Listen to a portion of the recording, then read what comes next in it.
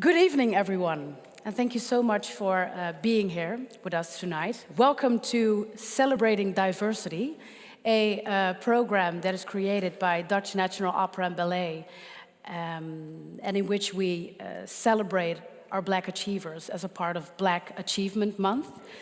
And to be honest, I, as a Black woman myself, I've experienced some mixed feelings within myself when it comes to Black Achievement Month, but when I look around, and I come here a lot because I love opera, I love ballet, I've never seen so many people of color in this room and so many diversity as tonight. So I think that really underlines why we are here tonight. So thank you for that.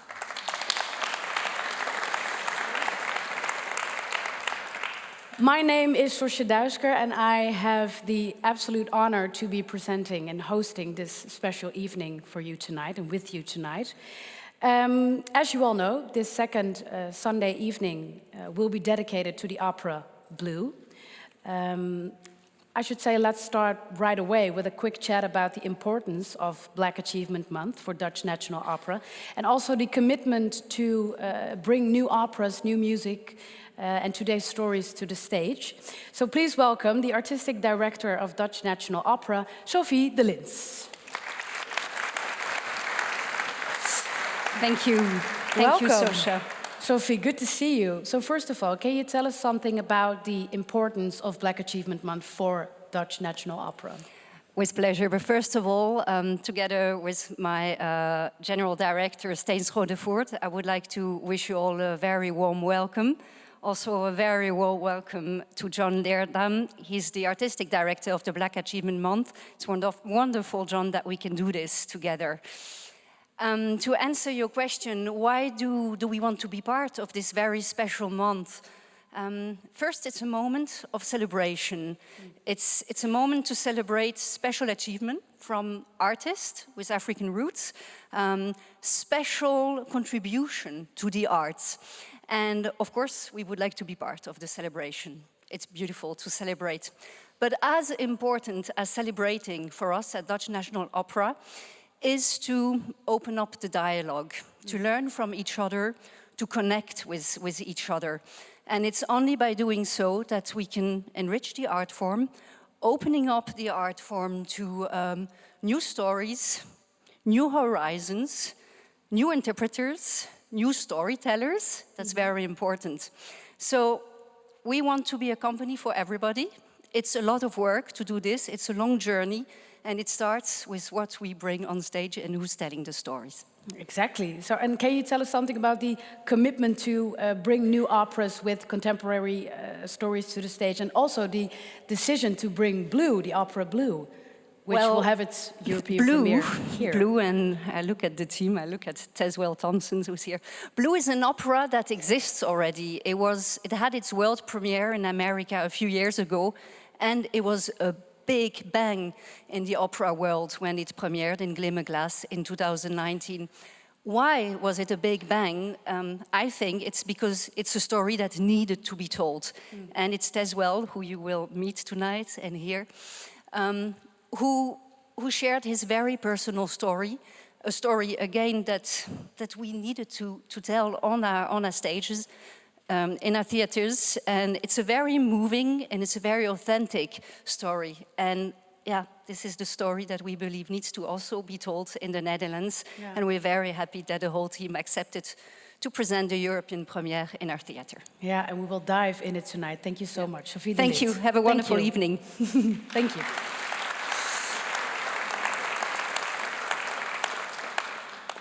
So, Blue is an opera that is inspired by the countless deaths of Black people at the hands of police officers. It is a portrait of a middle-class Black family living in Harlem, New York. And the father of this family is a Black police officer, a Black man in blue, whose son grows up to be a political activist, much to the nervousness of both his parents, and whose son is in the end killed by the bullet of a fellow police officer. But the opera does mainly tell the story of the people behind the headlines of the newspapers, as it is about a black family that deals with the fate of their life, the life and the future that is stolen from them, and the dream that is left unfinished.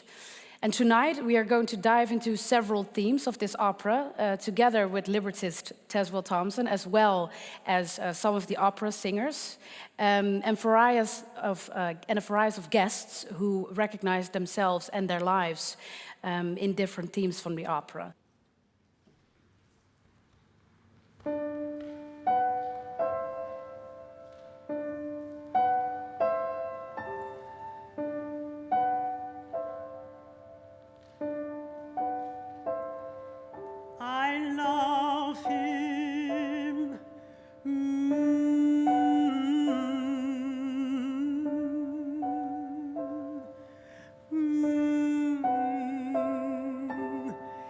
He seems to love me more than I love him, and that's in something. I looked at him, he looked at me. I heard him say, he said to me, it's you I want, I must have you.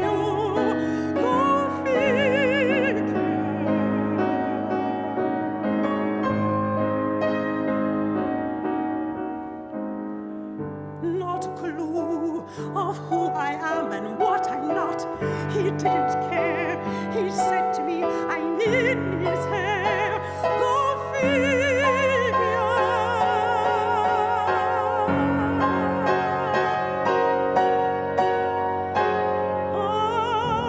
I've been waiting and wanting and watching and hoping and praying that someone would wait and want to watch over me. Until you come follow me.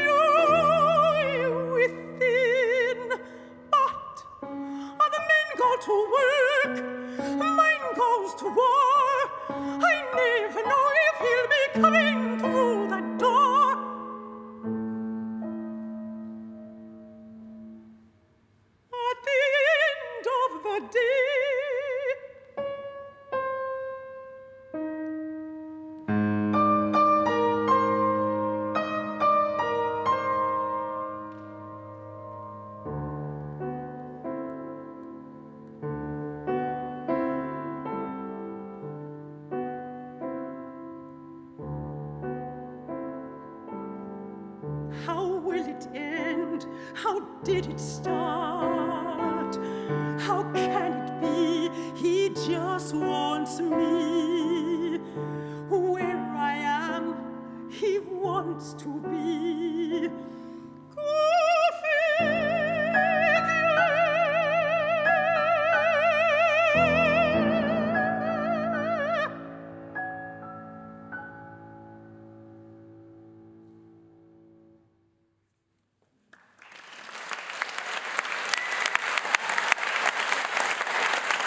Thank you so much.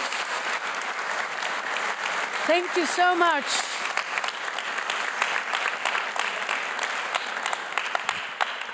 Thank you so much for this aria from Blue, opera singer Aundi Maria Moore. So Aundi, may I welcome you to come sit with me, as well as Tazewell Thompson, librettist and director of the Opera Blue, and opera singer Kenneth Kellogg.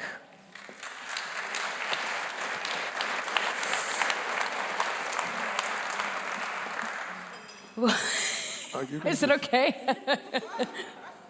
Don't fall over backwards. I'm going to sit here. You may sit down.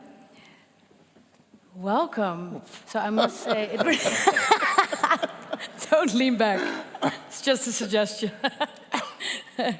Welcome. It really is, I must say, it really is a pleasure to have the three of you here tonight with all of us. And Tazewell, thank you so much for that you have written this opera as your personal letter to the world, a letter from Black experience. Would you like to share your journey on writing Blue? Yes, absolutely. Thank you for having me here. In America, we call this month Black History Month in February, the shortest month of the year. They give us Black History Month.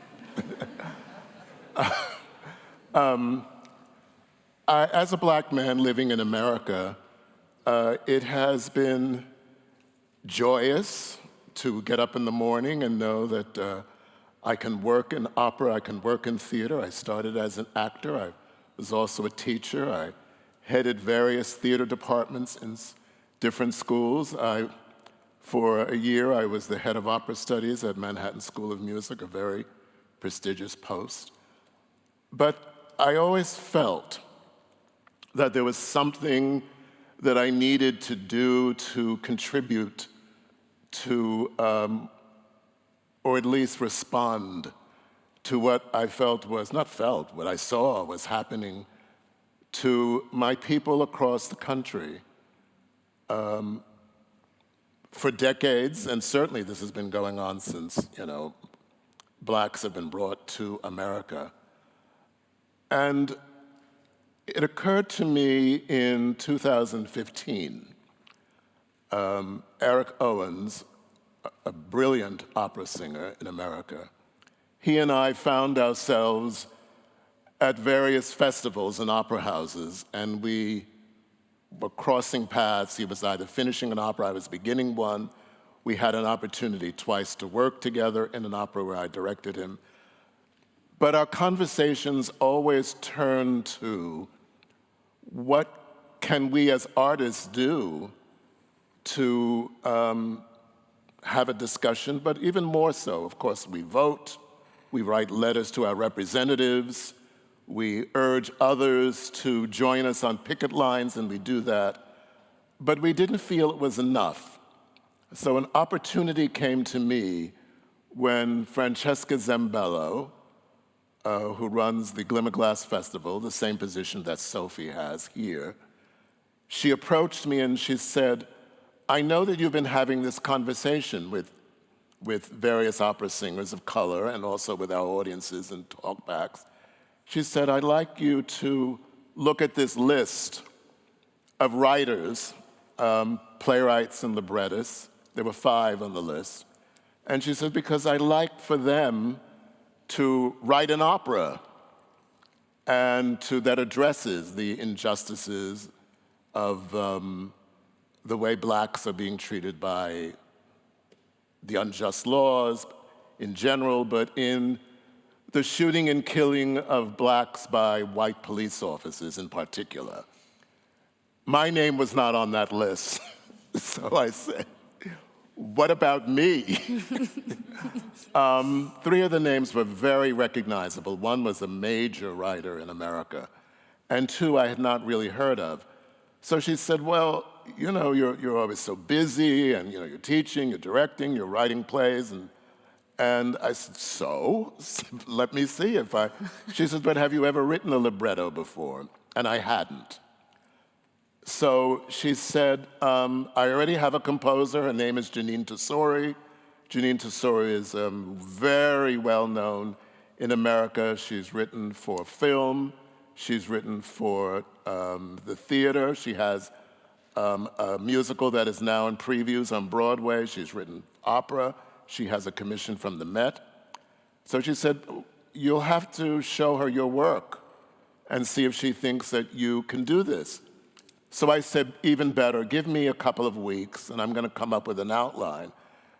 And I came up with more than an outline. I came up with a couple of scenes because this problem, this trauma has been so unsettling for me for such a long time. I knew what I wanted to write. So I sent it to Jeanine Tesori, and we met. We were only supposed to be together in a meeting. in Upper West Side, where we both live, for maybe half hour, 45 minutes. So we spent 2.5 hours, and at the end she said, "You're the one. I want to work with you." She says, "But this needs to be your story. I can supply the music, but I am not," she's a Caucasian, and she says, "I cannot write this story, but I can bring it to life through music." So I continued to do my other projects, and in between, I was writing this opera, and I knew it had to be about a family that lived in my neighborhood. I live in Harlem in New York City, and I didn't want it to be the pathology of a single parent, and I didn't want, if there were two parents, I didn't want them to be constantly struggling to make ends meet, and I didn't want any kind of stereotype that they were living on assistance, and I wanted them to be an upwardly mobile, upper middle class Black family, a nuclear family, a father who had a wonderful job and a mother who also had a job, and they were bringing a child into the world. So that's what it was. It was very difficult to write in many times because it... Why was it difficult? Well, because while it's not an autobiography, it's experiences that I have gone through. Under the Giuliani administration, was a former mayor of New York. He started the stop and frisk program. And the only ones who were being stopped and frisked were Black men and Black boys. And I was sometimes stopped a couple of doors from where I lived, asked, "What are you doing here?" And I said, "Well, I live here. Prove it." And I said, "Well, just walk with me to my door." "No, prove it some other." I said, "How else can I prove it?" How else can you prove it? That's just a small smatter of what we have had to go through living in New York City. No other place in America except New York under Giuliani had this. We could spend here all night, and I can tell you all kinds of incidences that happened to me. I'll share one because it was really frightening. I was leaving a concert at Lincoln Center, which is in the 60s, the west side of New York. Big center that has opera and theater and ballet, 4 different buildings. It's under renovation now for a new hall. And I had my program in my hand, and right near it is a metro subway stop. And that's where everybody, goes down into that subway because it connects all lines all over the city. So it's a central place, like 42nd Street's subway stop. But Lincoln Center is a main stop for so many things. The Park and Columbus Circle and Lincoln Center. So I'm going down into the turnstile, and I pay my token, and I go through. And suddenly I'm surrounded, not by 1, but 7 police officers. And I'm walking, and I see that, I can see that some are coming towards me, some at the side. And I turned, and I could see that there were others. And so they said, "Over there." And over there meant against the wall. And I stood at the wall. And so now, of course, with this busy time of everybody leaving Lincoln Center, a huge crowd gathered. And he said, "Show us some identification." So you never say, "I'm not going to show you anything," especially if you're a Black man. But so I had my bag, my little messenger bag that I carry everywhere. It's right over there. And I said, and you have to announce this. I said, "I'm reaching into my bag to get identification because if you make a move, any kind of move, you are shot, or at least they're taking out their guns." 2 police officers had their hands on their guns while I'm standing there. And so I said, "I'm reaching into my bag to get identification."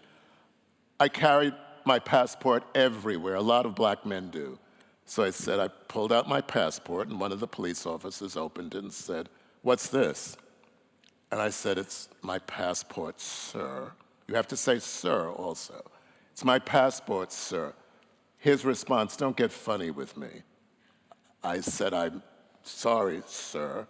I was terrified, surrounded by these, I don't know what this was. So he opened it up, and so he's handed it to another police officer who said, "Where's your driver's license?" I said, I don't have a driver's license. I don't drive a car. That's not what I asked you. I asked you, where was it? Well, I said, I don't have one because I don't drive a car. Well, this is not good enough, referring to my passport with my picture on it, my name, and my date of birth. So a couple of other police officers came by, and the one who was in charge of this group of police officers said, "What is this? What's going on?" He said, "Well, we stopped him because isn't this our guy?" And he said, "Well, what is that in your hand?" He says, he said it's his passport. He doesn't have a driver's license. So he said, "A passport is identification, jerk." And so he closed the passport, he handed it to me, and he says, "Well, what do you have him here for?" He says, "Well, this is our guy, isn't it?" He said, "He looks nothing like the suspect we're looking for.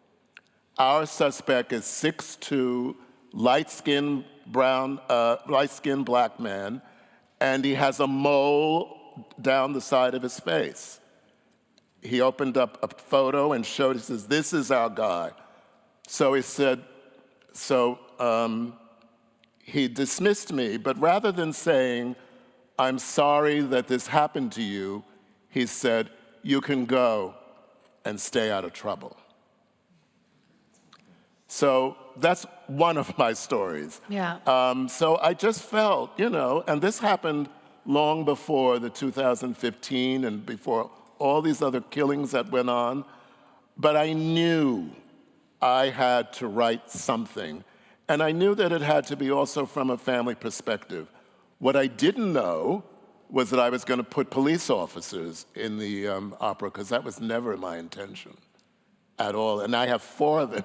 Why did you decide to do it? Well, it was always going to be, the father was going to be a struggling jazz musician, because that's what my father was, who played the saxophone. And he had other jobs here and there, but his desire was to play the saxophone. And that's, Janine pointed out to me, she says, "Haven't we heard that story?"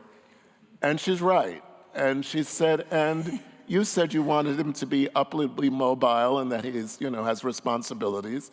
And she said, "And he's always on the road." Because I had really written him. I had him doing gigs, and he came home with his friends, and they were playing something in the apartment, and there were complaints. I thought, wow, this is great.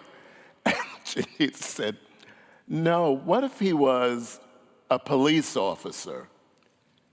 And I kind of blacked out for a moment. And when I revived, I said, "There's no way in the world that I am ever going to write about a police officer. I don't want to talk to them. I don't want to interview them. I don't want to research them. And I certainly don't want to write about them."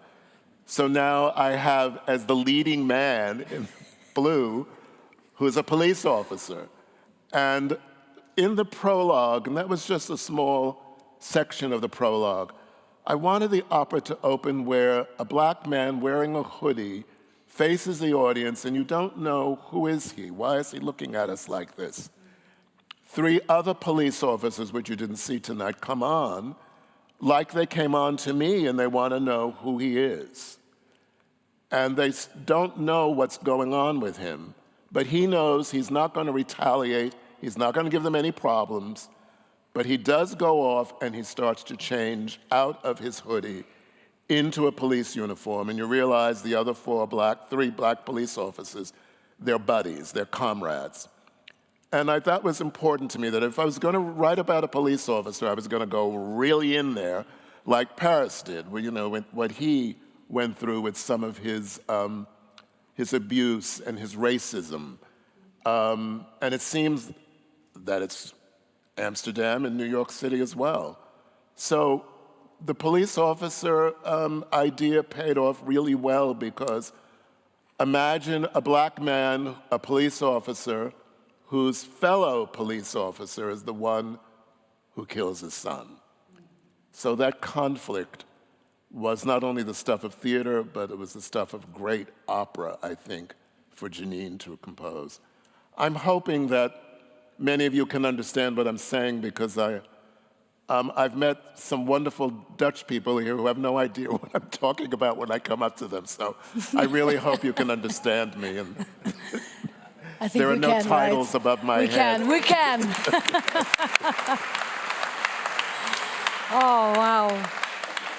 Well, thank you for sharing this journey towards Blue. Thank you for sharing this personal experience with us. Thank you for feeling safe and comfortable to do so. What you referred to was everything you have to say at the minute you're surrounded by police officers. I'm reaching. We'll get to that later. So in the opera Blue, we hear many words and precautions that are actually inseparably bound to the Black experience of trauma and pain, as well as to bringing and raising a Black boy in this world. Aundi and Kenneth, you both have brought Black boys into this world. You have sons, right? What does Blue mean to you guys? When I was approached to take part in Blue, I had just had a son. My son was a newborn. You just had a son. I just had a son. Wow. So I'd gotten to a point in my career where, I was playing gods and kings and traveling the world and pretending a lot. And, opera, I feel like opera wasn't serving me as a person. And all of these things were happening in society, Black men specifically, being shot and killed. And I, as a Black man, am traveling the world singing opera. And it felt empty, it felt hollow, it felt fake for me. And I got to a point where I feel like opera and art wasn't serving me. And I thought about quitting singing to be of more service to the cause. I thought about going back to being a teacher, so we can, educate Black young people. I thought about going to be a social worker or a lawyer, something that would give me a direct impact. And for me, that meant a total life change and a total change of how I've spent my life training to that point. And I met Taz, and I didn't know what Blue was about. I just knew I was asked to do an opera, and Tazewell was involved. And I said, absolutely. So we had our first meeting, and he looked in my eyes, and he's like, you have no idea what Blue is about, do you? I was like, I have no clue. Nope. You haven't read the libretto, have you? I was like, no, I haven't. I just want to sing, And he's like, I'm going to get you the libretto. And I read it, and I instantly started crying. Because it was the first time art spoke to me as a Black man. And it was the first time I could portray someone that looks like me and going through the same things as me on the stage. So Blue for me was life-changing. And it showed me the power of art. It showed me the power of what art can do for society. And I rededicated myself to the art form because of what Blue did for me as a person, as an artist. Wow, beautifully said. Thank you. Aundi, what was it like for you? So I met Tazewell. We did Jubilee, another piece he wrote at Arena Stage. And he knew that I had a little boy, and he said, Aundi, can you come to Washington National, bring Tyler, because I need a little boy for my show, Blue. And I said, sure, I'll go to the rehearsal. Had no idea what this was about. I just was like, Tyler would have a wonderful time being in a show. And I just wished he was gonna be in a show with me, but I was like, sure, you can have my kid and not me. So I show up to this rehearsal, and Tyler does his little part and auditions. And I said to Taz, can I just come back to just see what this opera is about in rehearsal? And this was the original cast with Kenneth and Brianna Hunter. And so I sat in the rooms, and when you're in rehearsal and you're not really a part of the rehearsal, you can't make noise, you can't talk, you just have to kind of be like a fly on the wall. It's like you don't exist. But when I began to sit and listen and really hear what they were saying and singing, I began to just weep and cry. And then I don't cry silently. I'm like one of those type of criers. And I was so embarrassed because I was like, So afterwards, I thought, wow, I had never experienced an opera that I could relate to everything in it. I felt like Tazewell was in my house, watching me raise my little boys. I felt like he knew exactly what I say to my husband, because in one of the lines that I say to Kenneth is, "This is my son," and then he's like, "Our son," and I'm like, huh. But as a mother, this is my boy. This is my boy. It's not your boy. And as a father, right? So we have this little argument in the opera, but it's just little things like that. And to have an opera to really relate to me and to my people and to be written so beautifully. And that, I'm not sure if you all are aware of some of the American culture, like the Bill Cosby show. That was something that was, when I, as growing up, to see a lawyer for a wife and a doctor for a husband, it really gave people of color hope that we can do this too. And as a kid, I began to sing as a child. Denise Graves was one of my idols, but she came into my school when I was a little girl. So when I saw her look just like me singing classically, I felt, wow, I can do this too. So for this opera to be written, and I didn't know how to, with all of the things going on, social injustices, I didn't know what to do. I knew I wasn't a marcher. I knew I wasn't one of those people who's going to be in the streets marching and in the face of police and, in the face of the law. I knew that wasn't me. I have 2 little boys I have to think about. But when Taz approached me with this and saying, Aundi, would you want to play the mother? And I was like, yes. I felt like this was something that I could do. This would be my little part. Now, it's difficult to play the mother, to be honest, because it's a true reality. And I have created this bubble for my little boys. Right now, they don't really know what blues about, even though we did the show together in Toledo, Ohio. Finally, both of my boys were able to do a show with me, and they were so excited, but I even sheltered them so they could only be in the kids' part, and then I would just put them in the dressing room and turn off the monitors so they couldn't hear really what was going on, because my little boys are 9 and 4. You try to keep that away from them as much as possible. I want to keep it away. I'm not ready to give them the talk. My husband is not ready to give them the talk. And it's going to come.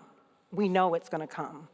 But I wanted to just keep them as innocent and as pure as possible as long as I can, as safe as possible, long as I can. So, I keep the monitors in my dressing room, I turn them off so that they wouldn't know what was going on. But I feel like I'm truly honored to be a part of this show because this is what I can give to stand up against social justice, to actually see what a Black family goes through. But just the things that Tazewell wrote, because I say this all the time, I'm keeping my boys close. These are my babies. They're not going to be one of these hoodlums that get killed out in the street. But as we can see, it doesn't matter. It doesn't matter if they are raised in an educated family. It doesn't matter if they are hoodlums. Whatever we think of or the stereotypes of blacks, it does not matter what our degrees are, who we are. Yeah. They only see the color of our skin. Yeah. So I am truly glad to be a part and be here with Dutch National Opera. And I'm so proud that Dutch National Opera took the time to try to tell our story. It's nice, especially for this to be our international debut here. Because I don't know what you all see on your TV. But to be honest, I have not turned on my television in my apartment because I'm like, they're all speaking Dutch. So I don't know what they're saying. So I haven't turned on my television, so I don't know what your media tells, but I'm glad that we have the opportunity to tell our own story here. You talk about boys. My son was in the first production. So he played my son in the first show. And getting the score and studying at home, yes, I wept and I cried at the story. There was a specific scene, the funeral scene. I remember that day in rehearsal. My son had been there, doing the fun stuff in rehearsal. And then we got to that funeral scene. And of course, you have stand-in things for props. And there was just a picnic table standing in for the coffin. And Tazewell was like, just do what feels natural to you. And the talk aria came up, and it happens during the funeral scene. Mm-hmm. So I stood up from the pew, and I walked over to this picnic table, which was standing in for a coffin, and I instantly broke down. Like I could not get out a word, and all I saw was my son in that coffin. And I wept. I wept in that rehearsal, and we had to stop rehearsal for a while because the acting blurred that line of reality. You're actually playing reality. Yeah. And I had to go home to my son and look at him every day after rehearsal, knowing that this could be his reality. And I have to live that every day in rehearsal. And it was painful.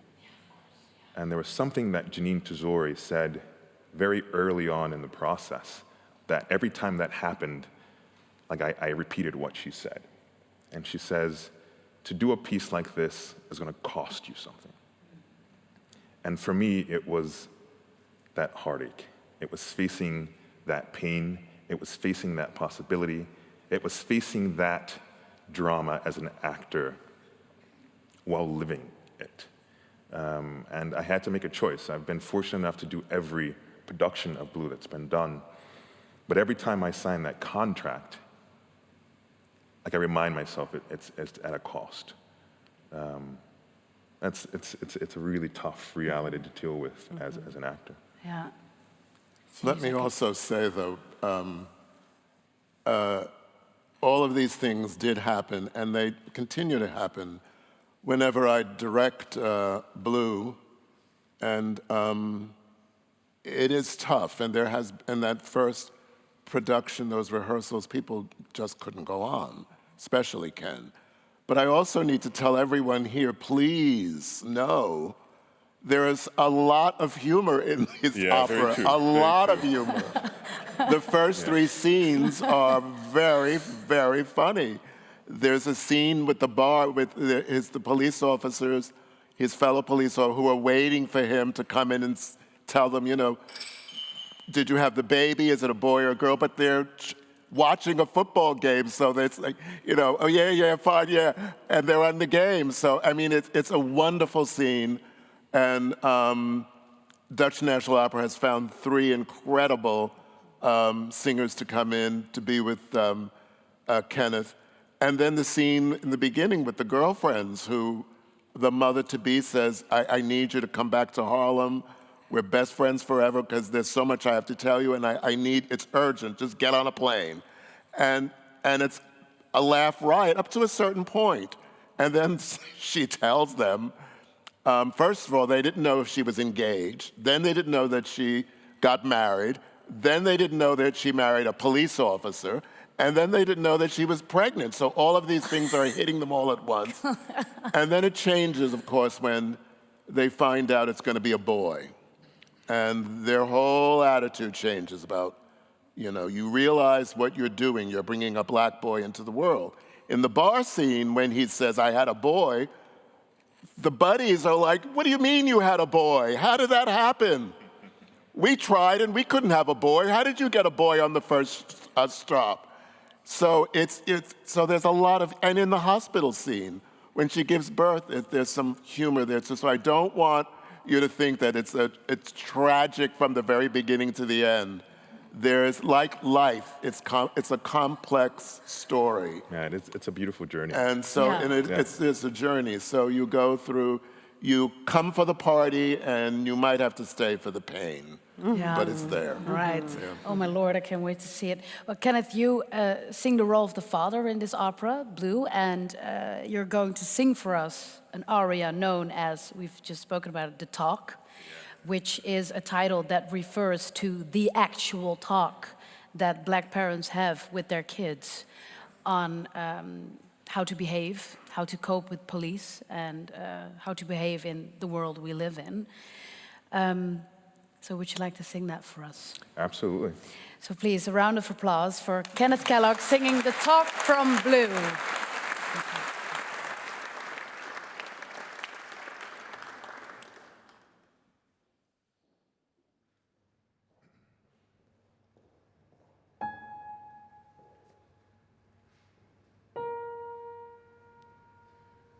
Stay alive. That's what you're supposed to do. You are black, a boy, a walking, moving target. A black, a boy. Take off the hoodie. The hoodie, the hoodie, the hoodie, the hoodie, the hoodie, the hoodie, the hoodie, the hoodie, the hoodie. Son, the light is turning amber. Run, run across the street. No, don't run. Walk, don't walk. Walk, don't walk. Don't walk. Walk, don't wear your ball cap backwards. Don't wear a hoodie. Don't carry shiny objects. Don't get a tattoo. Don't pierce your ears. Don't shave your head. Don't get an afro. Don't make a fist. Don't sit on the curb. Don't sit on the hood of a car. Don't wear cornrows. Don't look the man in the eye. Look the man in the eye. Don't make quick movements. Don't put your hands in your pockets. Don't remove your shirt. Don't lie on the grass. Don't wear sunglasses. Don't spit. Don't chew. Don't laugh. Don't bounce. Have a photo ID. Have a driver's license. Security card. Voter registration passport. Don't tag. Library card.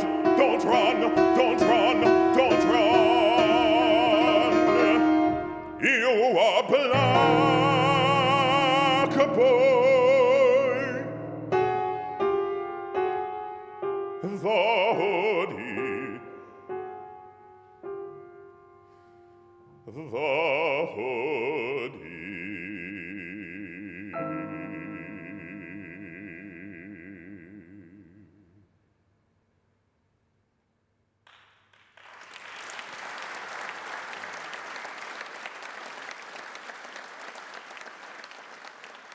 Beautiful. Well, unfortunately, the teams in blue do not seem to have any expiration date, nor do they not know any borders, as they all seem to be inseparably bound to the experience of many people of color all around the world. It is the colonial wound of slavery. But blue is not necessarily about black victimhood or about black suffering. It is also mainly about black love and love for the black community. And that is the true heart and soul of this opera. We were going to have a panel discussion about the epilogue of the opera, together with Tazewell Thompson, Kenneth and Aundi. But due to the time, I could talk to these wonderful people all day, but we won't be doing that. So, Tazewell, may I ask you to give a short introduction of this epilogue and tell us what the scene is about? Sure, yes. And then we will be listening to Aundi, who is going to sing a fragment from this epilogue. So, Tazewell, please. In the epilogue, I didn't want the opera to end in despair and grief.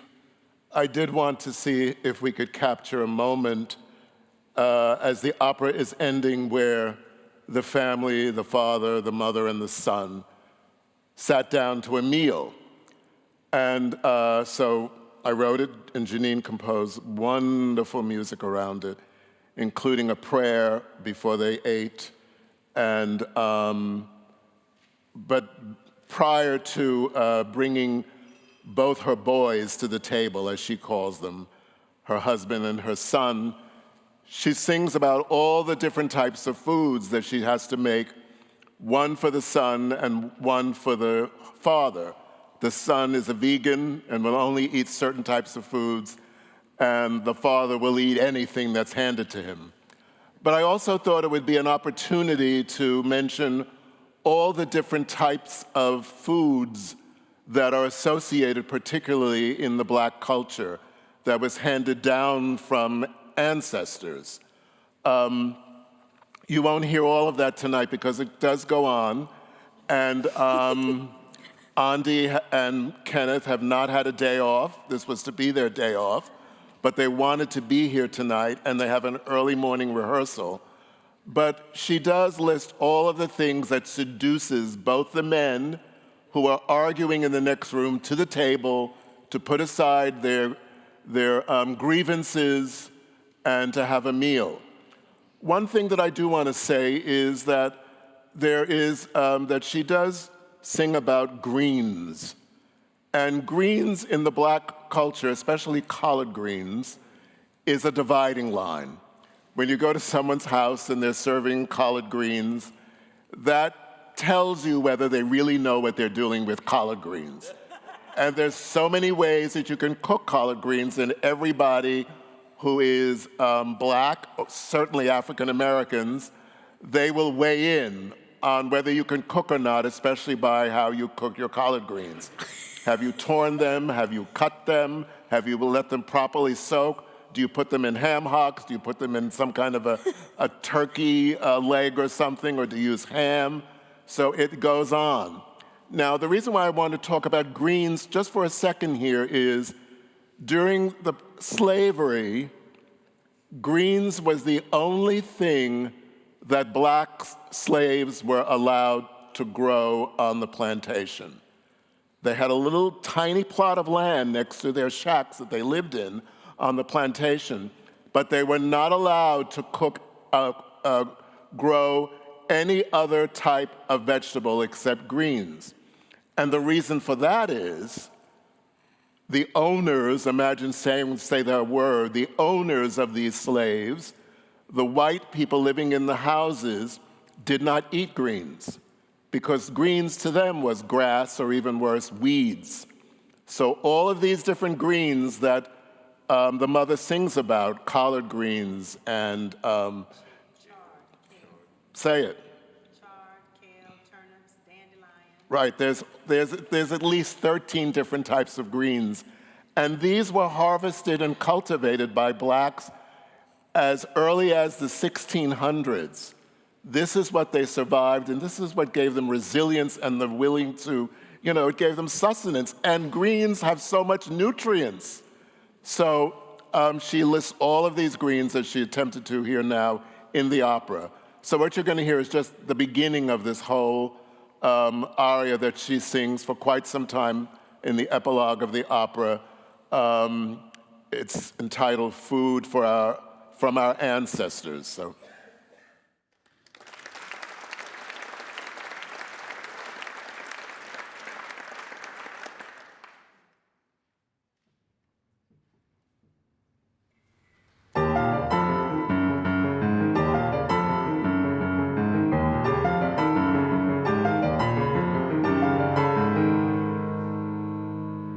I got deep fried red, I drip dry fried, sun-dried, stir-fried, lakeside, seaside, route ride, and on to ride.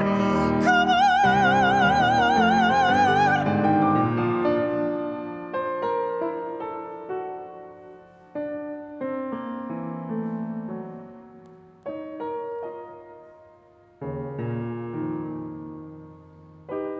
That's it, we're all together, just as we should be.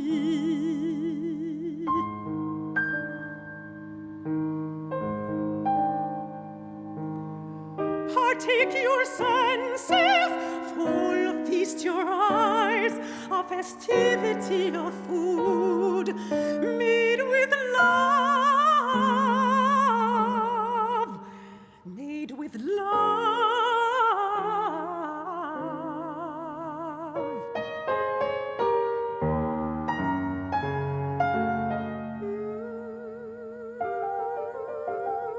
Needed, pinched and prodded, sliced and diced, poo peeled and pounded, screamed and scrambled. Oh, with the rhythm of my heartbeat. Oh, made from the marrow of memory. Oh, made with love.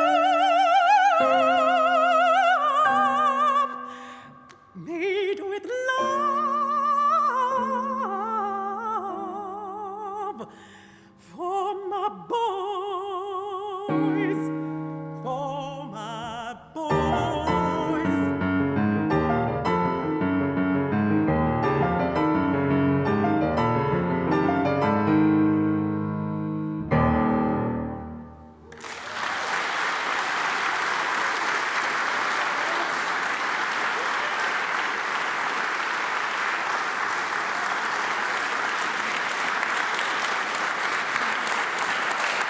Thank you so much.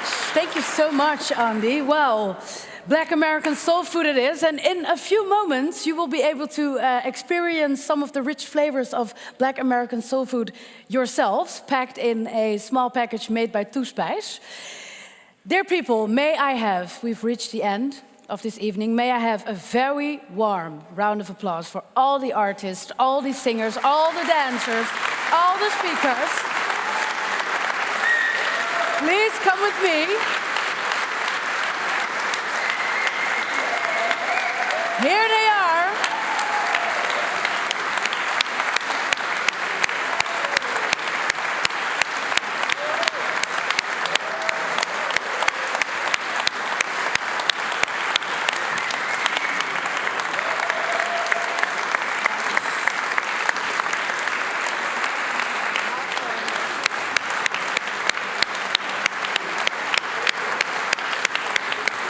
Oh, thanks.